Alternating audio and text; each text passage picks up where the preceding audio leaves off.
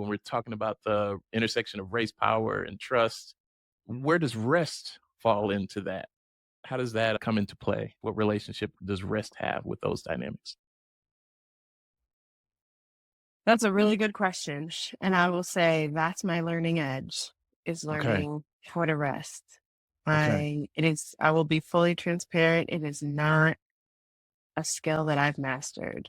I've been in the grind for a long time and I am learning as we speak how important it is to take time away from it all to tend to myself. And I'll say I can share what I'm learning, not what I've learned, Yeah, because it's I'm active. It's a still process. very much on this journey. So if any of the listeners have any tips, send them my way. All But right. I'm in an active process right now of trying to unravel my own nervous system. All of the work that we've been talking about, all of the context that we've been talking about lands in our bodies. Prentice Hemphill has a great book right now, What It Takes to Heal. Yes. Yes, it's a beautiful book. It lands in our bodies and we hold it in our cells, in our muscle tissue, in our bones, and we inherit some of that too. And so I've been on this active journey due to some injuries and other health stuff to try and figure out how to unravel. And it's remarkable how much we're holding. And we are so sensitive. We are water, right? Are made up of our material that's responsive to the environments that we're in. So I've been thinking a lot about boundaries, right? How do I create boundaries in my relationships? Nedra Tawwab talks a lot about this. How do I create boundaries in relationships to protect my peace? How do I unravel the belief that somehow I am not worthy of peace? How do I affirm Right. for myself that peace is a birthright that we all have? That's right. That's right. And then how do I stay curious and playful in what the rest practices are that best serve me? So I'm not trying to approach this question from a place of, I need to figure out how to rest. Because if I do that, then I'm just undoing all of the rest that I'm doing. Like, how do I stay curious and playful and find that spaciousness and celebrate when I make a different decision, when I decide to stay home on a Friday night instead of do the thing I don't want to do, or not go to the meeting because I have a headache, or whatever it is. Rest, I love Rest is Resistance. The Nap Yes. Ministry is another great resource. And I think like my experience of it as someone who is, I think unlearning a lot is that it all resonates so deeply with me when I read the words or I hear them spoken. I'm like, yes, this is the medicine that I need on a daily basis. I go to bed like wound tight, wake up in the middle of the night, all the things. And so the place that I'm at now is, how can I be more intentional about making different decisions and adopting different beliefs and releasing things that aren't mine so that I can experience more ease in myself. Releasing things that aren't mine. Yeah. So you can experience more ease. It's a worthy journey because just bringing it back to trust, Right. one of the things that I've been thinking a lot about in some of my own relationships is I've noticed that people can only be as open as they are healed. Sometimes in our relationships, we're enacting things that have nothing to do with the person that we're interacting with. We have our own wounds as a result of being human on a planet in this world. Yep. And that healed isn't the right word because healing is not But a healing, destination yeah, either. healing, yeah.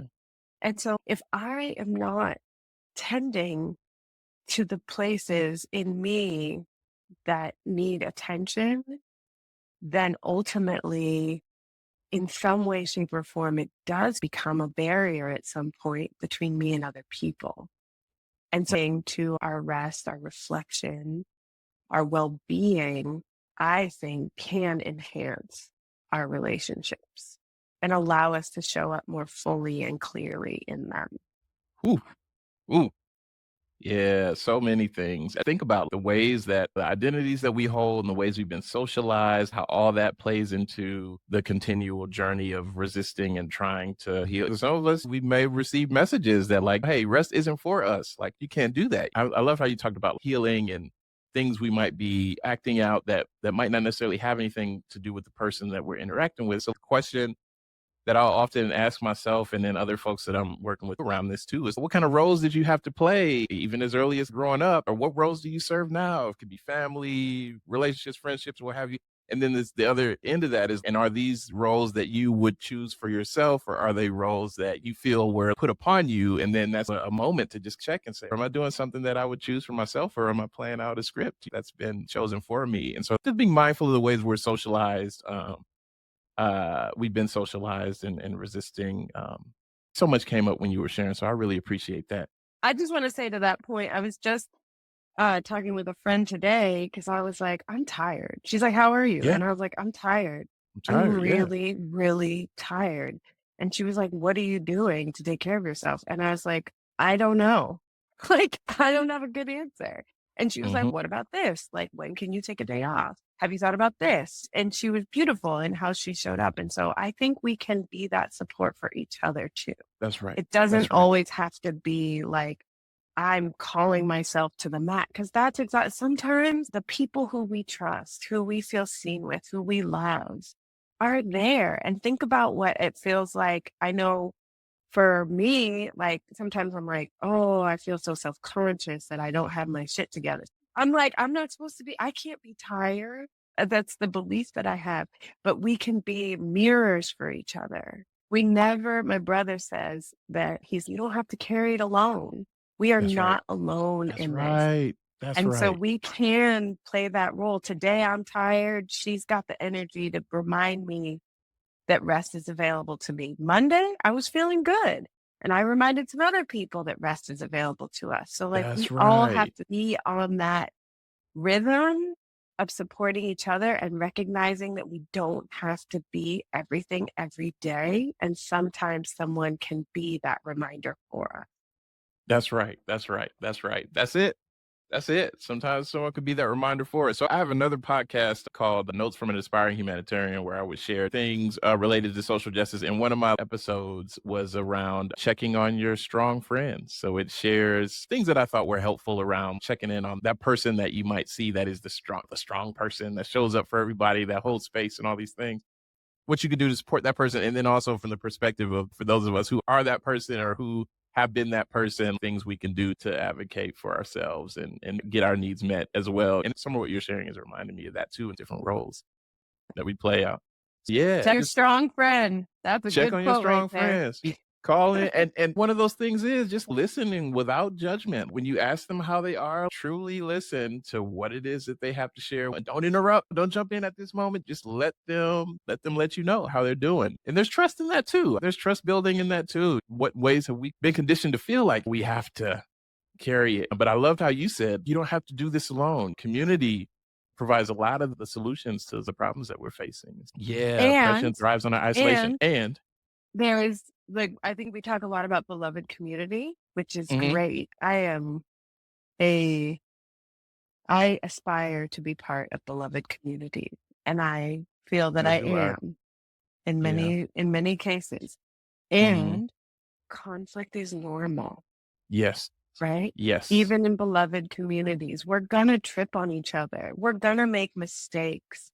I think this is where I love talking about understanding each other's definitions of trust because it's really hard to talk about trust without talking about repair.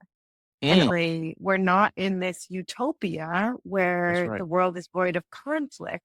And sometimes there are going to be people who we love that we need to have some hard conversations with because they cross a boundary or we cross a boundary That's or right. something. And so I think it's also helpful to normalize that building and repairing trust can also be an act of love. That can also be an act of love. What does trust look like? What does love look like? Sometimes it looks like engaging in the necessary conflict so we can get closer to one another. We can understand one Mhm. another more. I appreciate you sharing that. Yeah.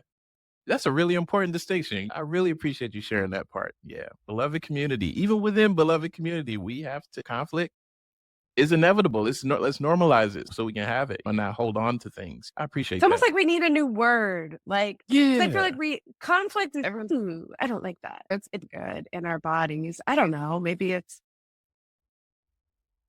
we bump into each other or something more neutral. Yeah. Not to Yeah. diminish the importance, because some conflicts are big and important to confront and to, uh, appropriate weight, right?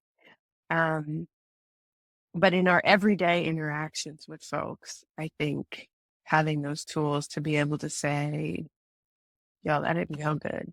We need to figure this Yeah. out, but I still wanna be in relationship with you." I still want to be a relationship and we need to talk about this.